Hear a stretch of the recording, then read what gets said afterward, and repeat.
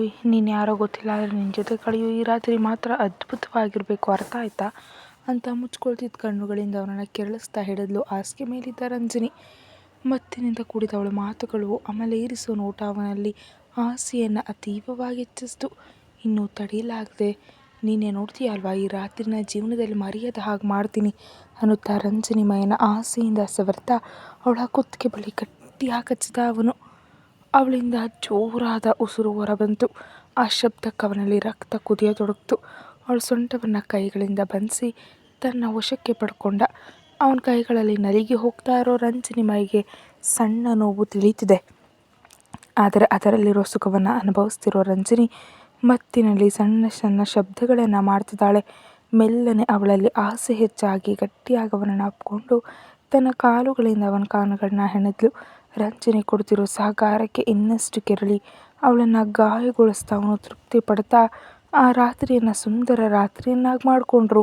ಆ ಮನೆಯಲ್ಲಿ ಬಹಳ ಹೊತ್ತಿನವರೆಗೆ ನಡೆದ ಆ ದೇಹಗಳ ಯುದ್ಧದಲ್ಲಿ ಕೊನೆಗೆ ಇಬ್ಬರು ಸುಸ್ತಾಗಿ ಹಾಸಿಗೆ ಮೇಲೆ ಮಲಗಿದ್ರು. ರಂಜನಿ ಕೂಡ ಗಾಢ ನಿದ್ದೆಗೆ ಜಾರಿದ್ಲು. ಆದರೆ ಅವನು ಮಾತ್ರ 5 ನಿಮಿಷಕ್ಕೆ ಹಾಸಿಗೆಯಿಂದ ಎದ್ದು ಬಟ್ಟೆ ಹಾಕೊಂಡು ಹೊರಟೋದ. ಮರುದಿನ ಬೆಳಗ್ಗೆ ಹಾಸಿಗೆ ಪಕ್ಕದಲ್ಲಿದ್ದ ಮೊಬೈಲ್ ಫೋನಲ್ಲಿ ಅಲಾರಾಮ್ ಸತತವಾಗಿ ಬಾರಿಸ್ತಿದೆ. ಅದೇ ಸಮಯದಲ್ಲಿ ಕಿಟಕಿಯಿಂದ ಸೂರ್ಯನ ಹಿತವಾದ ಕಿರಣಗಳು ಆ ರೂಮ್ನಲ್ಲಿ ಹರಡುತ್ತಾ ರಂಜನಿ ಕಣ್ಣುಗಳ ಮೇಲೆ ಬೀಳ್ತಾ ಇದೆ. ಅದರಿಂದ ತೊಂದರೆಯಾದಂತೆ ಹಣೆಯ ಮೇಲೆ ಸುಕ್ಕು ಮೂಡಿಸಿ ಕಣ್ತೆರೆಯಲು ಪ್ರಯತ್ನಿಸಿದ್ಲು ರಂಜನಿ. ಆದರೆ ಅವಳ ಮೈ ಮಾತ್ರ ಅದಕ್ಕೆ ಸಹಕರಿಸ್ತಿಲ್ಲ. ಇನ್ನು ಸ್ವಲ್ಪ ಹೊತ್ತು ಸೋಮಾರಿಯಾಗಿ ಮಲಗಬೇಕಂತ ಅನ್ನಿಸ್ತು.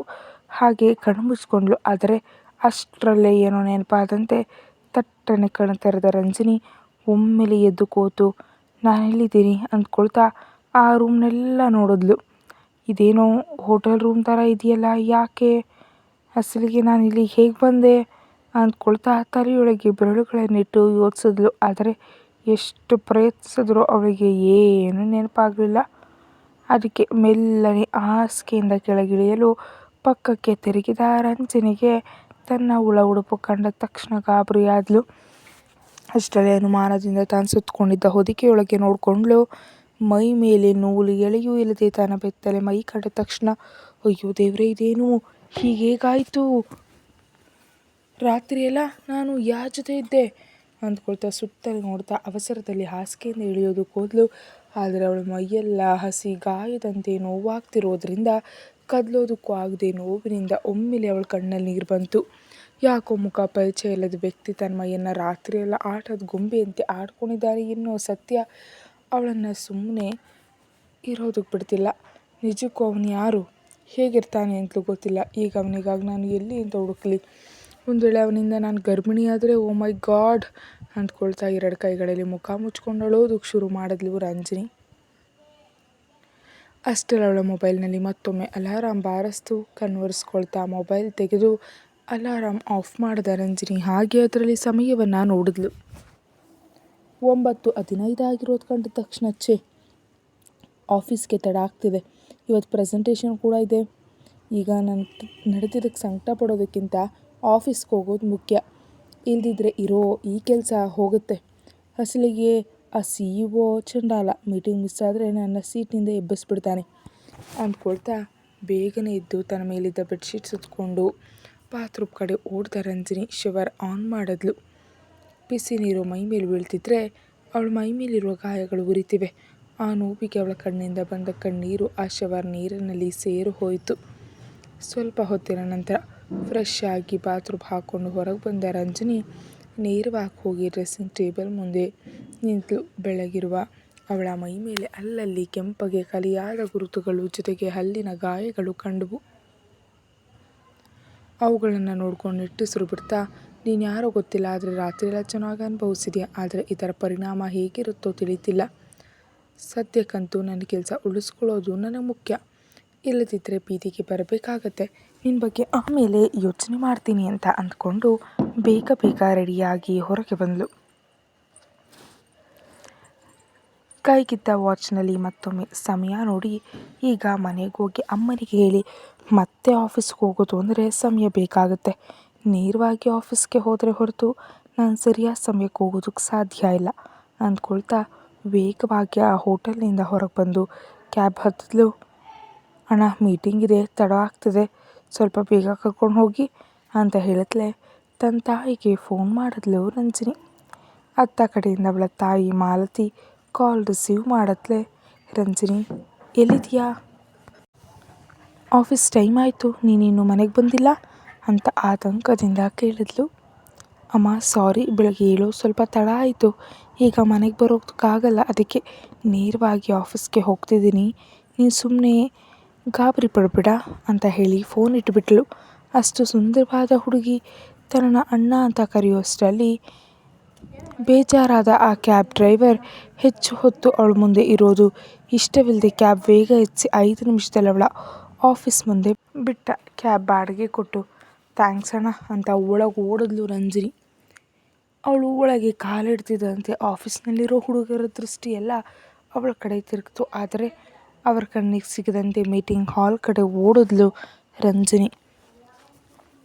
ಅಷ್ಟೊತ್ತಿಗಾಗಲೇ ಹಾಲ್ನಲ್ಲಿರೋ ಎಲ್ಲರೂ ಅವಳಿಗಾಗಿ ಕಾಯ್ತಾ ಇದ್ರು. ಕಂಪ್ನಿ CEO ರುದ್ರ ಕೈ ಮುಷ್ಟಿ ಬಿಗಿದು ತನ್ನ ಸಿಟ್ಟನ್ನು ಹತೋಟಿಯಲ್ಲಿಟ್ಕೊಂಡು ತನ್ನ ಸೀಟಿನಲ್ಲಿ ಅತ್ತ ಇತ್ತ ಕದಡ್ತಿದ್ದ. ರಂಜಿನಿಯಲ್ಲಿರೋರನ್ನೆಲ್ಲ ನೋಡ್ತಾ ಸಾರಿ, ತಡ ಆಗಿದ್ದಕ್ಕೆ ಕ್ಷಮಿಸಿ ಅಂತ ತನ್ನ ಸೀಟಿನ ಹತ್ತಿರ ಹೋದ್ಲು. ಎದುರಿಗೆ ಕೋಪದಿಂದ ಕೆಂಡವಾಗಿದ್ದ ರುದ್ರನನ್ನು ನೋಡಿ ಭಯದಿಂದ ಉಗುಳು ನುಂಗಿದ ರಂಜಿನಿ ಏನೋ ಅನುಮಾನ ಬಂದಂತೆ ಮೊಬೈಲ್ನಲ್ಲಿ ಸಮಯ ನೋಡಿಕೊಂಡ್ಳು. ಆಗಲೇ ಮೀಟಿಂಗ್ ಶುರುವಾಗಿ 10 ನಿಮಿಷ ದಾಟಿದೆ ಅಂತ, ಎಲ್ಲರೂ ತನ್ನ ಪ್ರೆಸೆಂಟೇಷನ್ಗಾಗಿ ಕಾಯ್ತಿದ್ದಾರೆ ಅಂತ ಅರ್ಥವಾದ ತಕ್ಷಣ ಗಬಗಬನೆ ತನ್ನ ಲ್ಯಾಪ್ಟಾಪ್ ಓಪನ್ ಮಾಡಿ ನಾನು ನನ್ನ ಪ್ರೆಸೆಂಟೇಷನ್ ಶುರು ಮಾಡ್ತೀನಿ ಅನ್ನುತ್ತಾ ಆರಂಭಿಸಿದ್ಲು.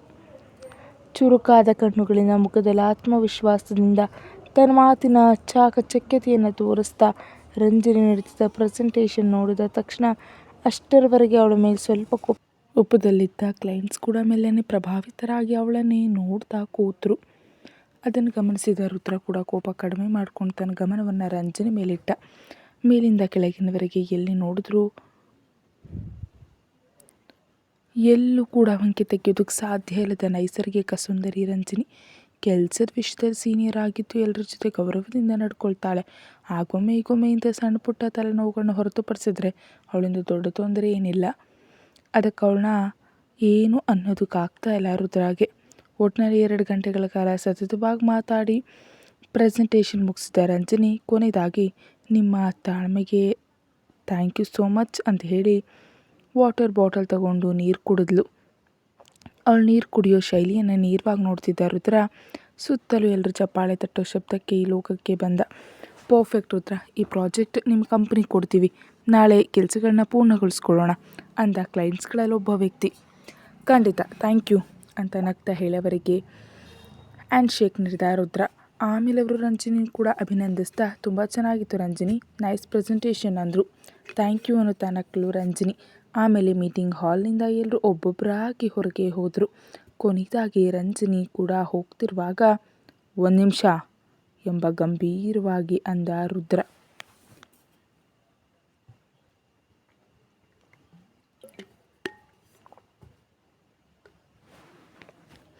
ಅದಕ್ಕೆ ಮುಗಿದ ಕತೆ ಅಂದ್ಕೊಳ್ತಾ ತಟ್ಟನೆ ನಿಂತುಬಿಟ್ಲು ರಂಜಿನಿ. ಮೀಟಿಂಗ್ಗೆ ಯಾಕೆ ತಡವಾಗಿ ಬಂದೆ ಅಂತ ಕೇಳ್ದ ರುದ್ರ. ಅದಕ್ಕೆ ರಂಜಿನಿ ತಡಬಡಾಯಿಸ್ತಾ ಸಾರಿ ಸರ್, ಟ್ರಾಫಿಕ್ನಲ್ಲಿ ತಡ ಆಯಿತು ಅಂತ ಹೇಳಿದ್ಲು. ಇನ್ನೊಂದು ಸ್ವಲ್ಪ ತಡ ಆಗಿದ್ರೆ ಏನಾಗ್ತಿತ್ತು ಗೊತ್ತಾ, ಇಷ್ಟು ದೊಡ್ಡ ಪ್ರಾಜೆಕ್ಟ್ ನಮ್ಮ ಕೈ ತಪ್ಪು ಹೋಗ್ತಿತ್ತು ಅಂತ ಅವಳನ್ನೇ ನೇರವಾಗಿ ನೋಡ್ತಾ ಅಂದ ರುದ್ರ.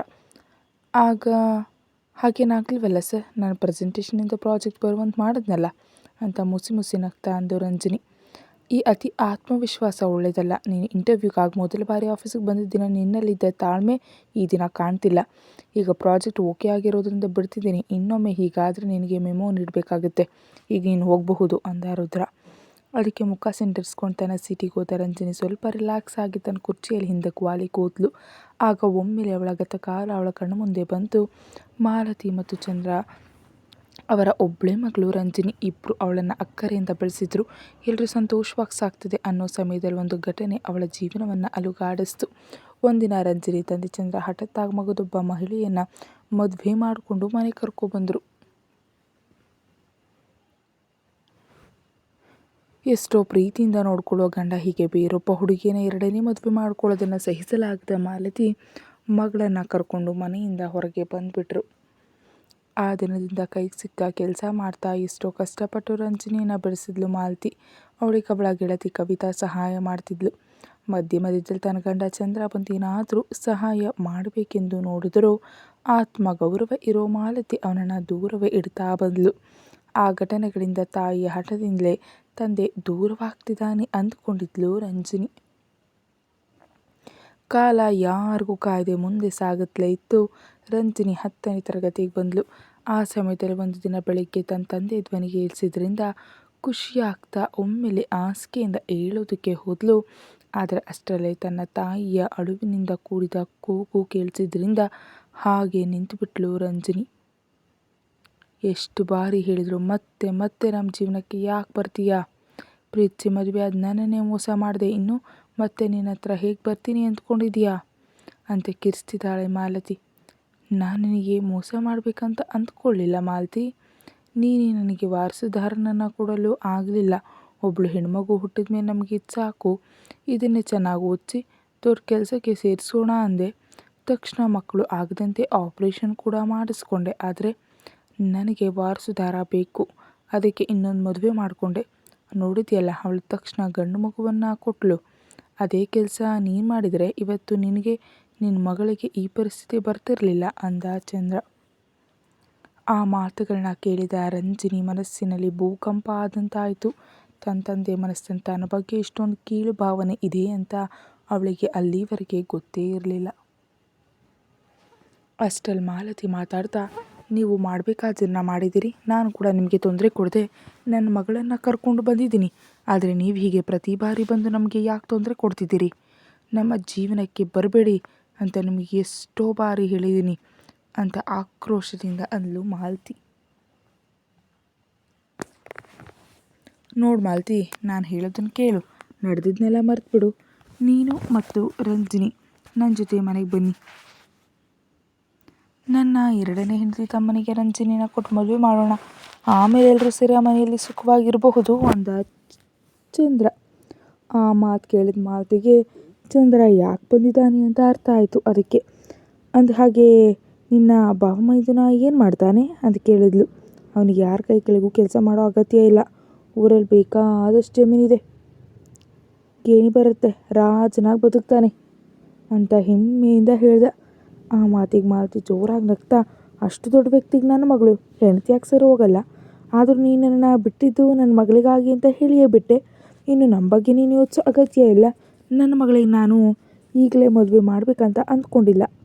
ಕಷ್ಟ ಆದರೂ ಪರವಾಗಿಲ್ಲ, ಅವಳನ್ನ ಚೆನ್ನಾಗಿ ಓದಿಸಿ ತನ್ನ ಕಾಲ ಮೇಲೆ ತಾನು ನಿಲ್ಲುವಂತೆ ಮಾಡ್ತೀನಿ. ಇನ್ನು ನೀನು ಇಲ್ಲಿಂದ ಹೋಗಬಹುದು ಅಂದ್ಲು ಮಾಲತಿ. ಏನು ಇಷ್ಟೊತ್ತಿನಿಂದ ನೋಡ್ತಾ ಇದ್ದೀನಿ, ಮರ್ಯಾದೆಯಿಂದ ಹೇಳಿದ್ರೆ ಕೇಳಲ್ವಾ? ಸುಮ್ಮನೆ ನನ್ನ ಜೊತೆ ಬರ್ತೀರಾ? ಬನ್ನಿ, ಇಲ್ದಿದ್ರೆ ಕೋರ್ಟ್ಗೆ ಹೋಗಿ ಸ್ಟೇ ತರ್ತೀನಿ. ಆವಾಗ ನಾನು ನೋಡ್ತೀನಿ ನನ್ನ ಮಗಳು ಯಾಕೆ ಬರಲ್ಲ ಅಂತ ಎದ್ದ ಚಂದ್ರ. ನಿನಗೆ ಸಾಧ್ಯವಾದದನ್ನು ಮಾಡ್ಕೋ, ನನ್ನ ಮಗಳ ಮೇಲೆ ನಿನ್ನ ನೆರಳು ಕೂಡ ಬೀಳೋದಕ್ಕೆ ಬಿಡಲ್ಲ ಅಂದ್ಲು ಮಾಲತಿ. ಆ ಮಾತಿಗೆ ಸಿಟ್ಟಿನಿಂದ ಅಲ್ಲಿಂದ ಹೊರಟು ಹೋದ ಚಂದ್ರ. ಆ ಏಟಿಗೆ ರಂಜನಿಗೆ ಹಿಡಿದಿದ್ದ ಮೋಡಗಳೆಲ್ಲ ಸರಿದ್ವು. ಅಂದಿನಿಂದ ತಾಯಿಯೇ ಅವಳ ಪ್ರಪಂಚ. ಅವಳು ಹಾಕಿದ ಗೆರೆ ದಾಟಲಿಲ್ಲ. ಮಾಲತಿ ಎಷ್ಟೋ ಬುದ್ಧಿವಂತಿಕೆಯಿಂದ ರಂಜನಿಯನ್ನು ಬೆಳೆಸಿದ್ಲು. ಅಂದುಕೊಂಡಂತೆ ಗಂಡನ ನೆರಳು ಬೀಳದಂತೆ ಮಗಳನ್ನು ಕರ್ಕೊಂಡು ದೂರದ ಒಂದು ಹಳ್ಳಿಯಲ್ಲಿ ಬದುಕಿದ್ಲು. ತಾಯಿಯ ಕಷ್ಟ ನೋಡಿದ ರಂಜನಿ ಅವಳಿಗೆಲ್ಲ ಕೆಲಸಗಳಲ್ಲಿ ಸಹಾಯ ಮಾಡ್ತಾ ಪಾರ್ಟ್ ಟೈಮ್ ಕೆಲಸ ಮಾಡ್ತಾ ಓದಿದ್ಲು. ಕೆಲಸ ಬಂದರೆ ಹೊರತು ತನ್ನ ಹಣೆ ಬರಹ ಬದಲಾಗಲ್ಲ ಅಂದ್ಕೊಂಡ ರಂಜನಿ ಅದಕ್ಕಾಗಿ ಗಟ್ಟಿಯಾಗಿಯೇ ಕಷ್ಟಪಟ್ಟಳು. ಬಿಟೆಕ್ ಆದ ತಕ್ಷಣ ಬಹಳಷ್ಟು ಕೆಲಸಗಳಿಗೆ ಅರ್ಜಿ ಹಾಕಿದ್ಲು. ಆದರೆ ಅವಳಿಗೆ ಅಷ್ಟೇ ಒಳ್ಳೆಯ ಸ್ಕೋರ್ ಇದ್ದರೂ ಶ್ರೇಷ್ಠ ಕಾಲೇಜಿನಲ್ಲಿ ಓದಿಲ್ಲ ಎಂದು ಎಷ್ಟೋ ಜನರು ತಿರಸ್ಕರಿಸಿದ್ರು. ಅವಳಿಗೆ ಮರುಭೂಮಿಯಲ್ಲಿ ಒಯಾಸಿಸ್ ಸಿಕ್ಕಂತೆ ರುದ್ರ ಗ್ರೂಪ್ ಆಫ್ ಕಂಪನಿಯಲ್ಲಿ ನಡೆಯೋ ಇಂಟರ್ವ್ಯೂ ಬಗ್ಗೆ ತಿಳಿದು ಅರ್ಜಿ ಹಾಕಿದ್ಲು. ಮಗದೊಂದು ಕಡೆ ಕತ್ತಲೆ ಕೋಣೆಯಲ್ಲಿ ಕೂತಿರೋ ಒಬ್ಬ ವ್ಯಕ್ತಿ ತನ್ನ ಎದುರಿಗಿರೋ ದೊಡ್ಡ ಸ್ಕ್ರೀನ್ ಮೇಲೆ ರಂಜನಿ ಫೋಟೋಗಳನ್ನ ಪದೇ ಪದೇ ಬದಲಾಯಿಸ್ತಾ ನೋಡ್ತಿದ್ದಾನೆ. ಸ್ಕ್ರೋಲ್ ಮಾಡ್ತಿದ್ದಂತೆ ರಂಜನಿಯ ಸುಂದರ ಫೋಟೋಗಳು ಒಂದಾದ ಮೇಲೊಂದು ಬರುತ್ತಲೇ ಇವೆ. ಫೋಟೋದಲ್ಲಿ ಕಾಣ್ತಾ ಇರೋ ರಂಜನಿಯ ಸುಂದರ ಮೈಯನ್ನು ನೋಡಿ ತನ್ನ ತುಟಿಗಳನ್ನು ಸವರ್ತಾ ಇದ್ದಾನೆ ಅವನು.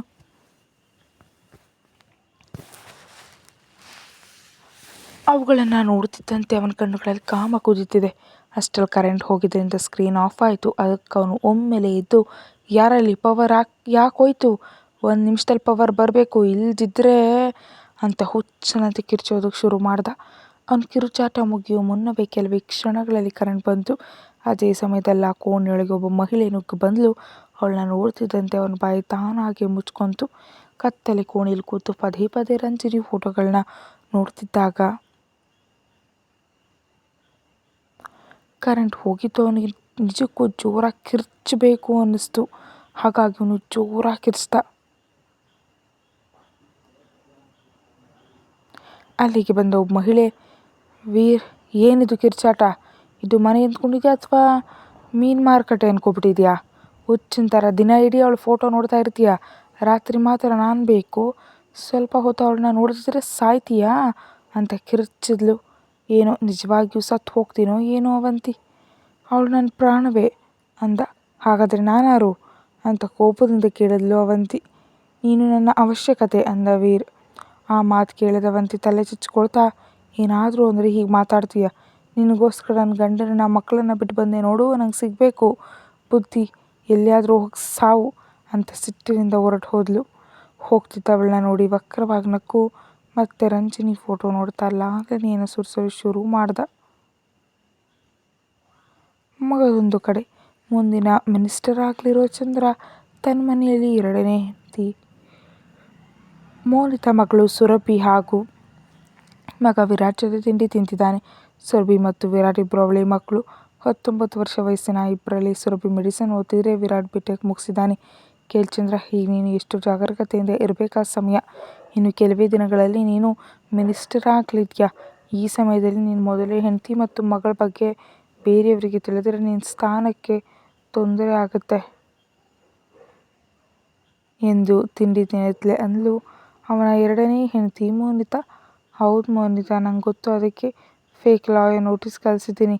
ಆ ನೋಟಿಸ್ ನೋಡಿ ತಾನಾಗಿ ಅವರೇ ಈ ಊರು ಬಿಟ್ಟು ದೂರ ಓಡೋ ಹೋಗ್ತಾರೆ. ಅದರ ಬಗ್ಗೆ ನೀನು ಟೆನ್ಷನ್ ತಗೋಬೇಡ, ನಾನು ನೋಡ್ಕೊಳ್ತೀನಿ ಅಂತ ಕೂಲಾಗಿ ಅಂದ. ನೀವೇ ನೋಡ್ಕೊಳ್ಳೋದು? ತನ್ನ ತಮ್ಮನನ್ನು ಲೆಕ್ಕಿಸದೆ ರಾಜಕೀಯದಲ್ಲಿ ನಿಮಗೆ ಬೆಂಬಲ ನೀಡಿ ನಿಮ್ಮನ್ನು ಲೀಡರ್ ಆಗಿ ಬೆಳೆಸಿದ್ದು ನಮ್ಮ ತಂದೆ. ಅವ್ರ ಕಷ್ಟದ ಫಲವಾಗಿಯೇ ನಿಮಗೆ ಈ ಮಿನಿಸ್ಟರ್ ಚಾನ್ಸ್ ಬಂದಿದೆ. ಯಾವ ಕಾರಣದಿಂದಲಾದರೂ ಅದು ಮಿಸ್ ಆದರೆ ಆಮೇಲೆ ನಿಮ್ಮ ಬಟ್ಟೆಗಳನ್ನ ನಾನು ಹಾಕ್ಕೊಂಡು ರಾಜಕೀಯ ಮಾಡಬೇಕಾಗತ್ತೆ, ನೆನಪಿಟ್ಕೋ ಎನ್ನುತ್ತಾ ಅಲ್ಲಿಂದ ಹೊರಟು ಹೋದ್ಲು ಮೋನಿತಾ. ಅದಕ್ಕೆ ಚಂದ್ರ ಕೂಡ ಕಿರಿಕಿರಿ ಮಾಡ್ಕೊಳ್ತಾ ಕೈ ತೊಳ್ಕೊಂಡು ಎದ್ದು ಹೋದನು. ಇಬ್ಬರು ಪೋಷಕರು ಬೇರೆ ಬೇರೆ ಕಡೆ ಹೋಗಿದ್ದನ್ನು ನೋಡ್ತಿದ್ರೆ ವಿಷಯ ಸೀರಿಯಸ್ ಆಗಿದೆ ಅನಿಸುತ್ತೆ. ಅಷ್ಟಕ್ಕೂ ಅಪ್ಪನ ಮೊದಲ ಹೆಂಡತಿ ಮಗಳು ಯಾರಿರಬಹುದು ವಿರಾಟ್ ಅಂತ ಕೇಳಿದ್ಲು ಸುರಭಿ. ಏನೋ ನನಗೇನು ಗೊತ್ತು, ಆದರೆ ಅವರಿಂದಲೇ ಅಪ್ಪನಿಗೆ ಸಮಸ್ಯೆ.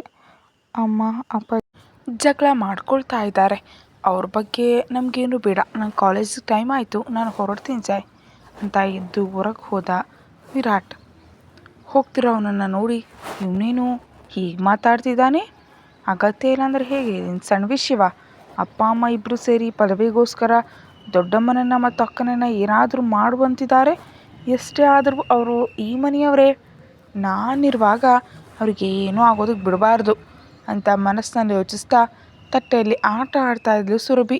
ಅವಳನ್ನ ಎಚ್ಚರಿಸ್ತಾ, ಏಯ್ ಸುರಭಿ, ನಿನ್ನ ಕಾಲೇಜ್ ಟೈಮ್ ಆಗಲಿಲ್ವಾ, ಇನ್ನು ತಟ್ಟೆಯಲ್ಲಿ ಕೈ ಆಡಿಸ್ತಾ ಕೂತಿದ್ಯಾ ಅಂತ ಮೋನಿತಾಳ ಗಡಸು ಧ್ವನಿ ಕೇಳಿಸ್ತು.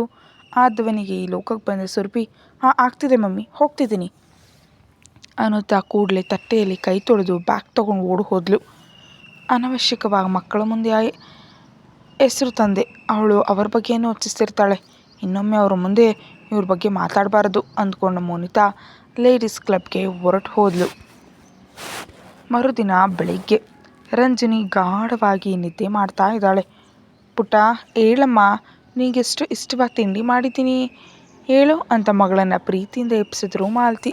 ಅಬ್ಬಾ, ಇಷ್ಟು ಬೆಳಗ್ಗೆ ಎದ್ದು ಏನು ಮಾಡಬೇಕು ಮಮ್ಮಿ, ನೀನು ಸ್ವಲ್ಪ ಹೊತ್ತು ಮಲಗೋದಕ್ಕೆ ಬಿಡು ಪ್ಲೀಸ್ ಅಮ್ಮ ಅಂತ ಮುದ್ದಾಗಿ ಕೇಳಿದ್ಲು ರಂಜಿನಿ. ಇವತ್ತು ನಿನಗೆ ಇಷ್ಟವಾದ ಬ್ರೇಕ್ಫಾಸ್ಟ್ ಮಾಡಿದ್ದೀನಿ, ನೀನು ಬೇಗ ಎದ್ದರೆ ಇಬ್ಬರು ಸೇರಿ ಬಿಸಿ ಬಿಸಿಯಾಗಿ ತಿನ್ನಬಹುದು, ಇಲ್ದಿದ್ದರೆ ಆರು ಹೋಗುತ್ತೆ ಅಂತ ಮಾಲತಿ ಹೇಳಿದ್ದಕ್ಕೆ ರಂಜಿನಿಗೆ ಎದ್ದೇಳಲೇಬೇಕಾಯಿತು. ಅಷ್ಟರಲ್ಲಿ ಪೋಸ್ಟ್ ಅಂತ ಕೇಳಿಸಿದ್ದಕ್ಕೆ ರಂಜಿನಿ ಹೋಗಿ ಏನಂತ ನೋಡು, ನಾನು ಬ್ರೇಕ್ಫಾಸ್ಟ್ ಬಡಿಸ್ತೀನಿ ಅಂತ ಹೇಳಿ ಅಡುಗೆ ಮನೆಗೆ ಹೋದ್ಲು ಮಾಲತಿ. ಅದಕ್ಕೆ ಹೊರಗೆ ಹೋಗಿ ಸಹಿ ಮಾಡಿ ಕವರ್ ತಂದ ರಂಜನಿ ಒಳಗೆ ಬರ್ತಲೆ ಅದನ್ನು ಓಪನ್ ಮಾಡಿ ನೋಡಿದ್ಲು. ಅದರಲ್ಲಿರೋ ಪೇಪರ್ ಓಪನ್ ಮಾಡಿ ನೋಡಿದ ಅವಳು ಸಡನ್ನಾಗಿ ನಿಂತ್ಬಿಟ್ಟು ಅಮ್ಮ ಅಂತ ಜೋರಾಗಿ ಕಿರ್ಚಿದ್ಲು. ಆ ಕೂಗು ಕೇಳಿ ಓಡ್ ಬಂದ ಮಾಲತಿ ರಂಜನಿ ಯಾಕೆ ಹಾಗೆ ಕಿರ್ಚ್ತಿದ್ಯಾ ಅಂತ ಕೇಳಿದ್ಲು. ಅಮ್ಮ ಇದು ನೋಡಮ್ಮ ಅನ್ನುತ್ತಾ ತನ್ನ ಕೈಯಲ್ಲಿದ್ದ ಪೇಪರ್ ತಾಯಿಗೆ ಕೊಟ್ಟಳು ರಂಜನಿ. ಏನಿದೆ ಅದರಲ್ಲಿ ಎನ್ನುತ್ತಾ ಪೇಪರ್ ತೆಗೆದುಕೊಂಡು ನೋಡಿದ ಮಾಲತಿ ಅದರಲ್ಲಿರೋದನ್ನು ಓದಿ ಒಮ್ಮೆಲೆ ಪ್ರಜ್ಞೆ ತಪ್ಪಿದಂತೆ ಕೆಳಗೆ ಬಿದ್ಲು.